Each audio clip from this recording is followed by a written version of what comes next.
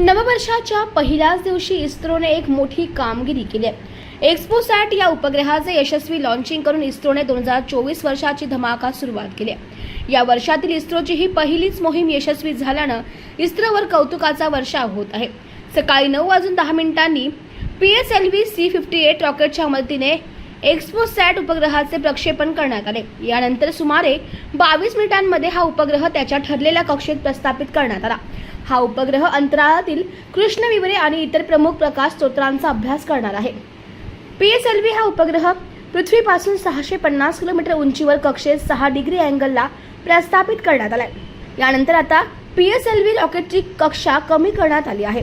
यानंतर आणखी काही वेळ ही मोहीम सुरू राहणार आहे.